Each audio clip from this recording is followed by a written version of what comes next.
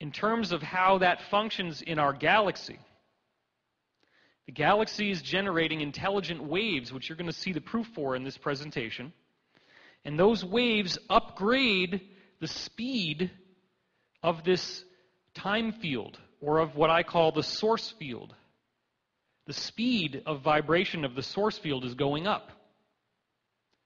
If that speed represents how well you think, it's no different than you upgrading your computer and going from this ridiculously bad processor, where you could barely even get any of your websites to load because it takes so long, and getting this really fast machine where now every page... Sorry about that. She almost jumped right out of her seat.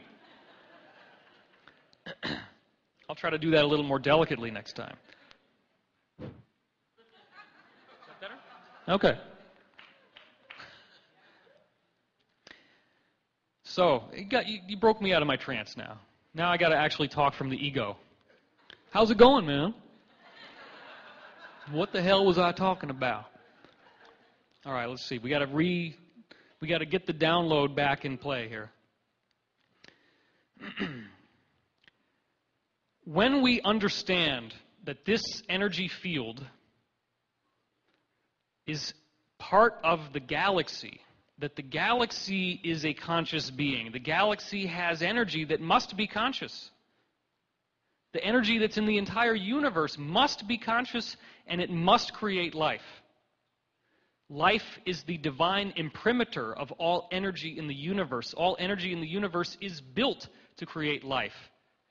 The physicists call this the Goldilocks principle, and they don't even have a clue as to how far the Goldilocks principle goes.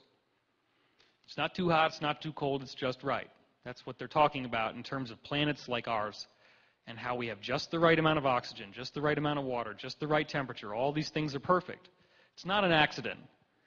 Life on Earth is not some random little thing that only happens once in the history of the cosmos. Life on Earth is actually programmed to be here because we have to get rid of this idea. Well, we don't have to. I try not to use must and have to because those are very strong words.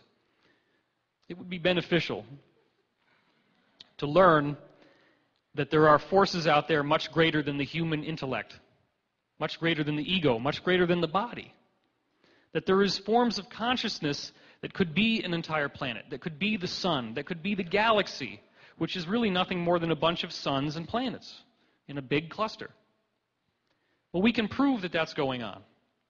So I'm going to start showing you some things here. The first criticism that anyone will have when you go into a 2012 discussion is they say, well, nothing's really that different. Everything's the same. We're pretty much doing the same thing now that we've always been doing. We get a little bit of progress here, a little bit of progress there, but nothing's going on right now. There's nothing unique or special about this time in history, and I beg to differ. This is a picture that you're going to see from the fires in Australia. You may not think of this, but koalas in the wild are actually quite dangerous. They'll claw you and scratch you, and they'll attack viciously to protect their home. But when it comes to these earth changes, this koala was more than willing to accept nourishment and love from a human, a wild koala. He's not scratching, he's not attacking.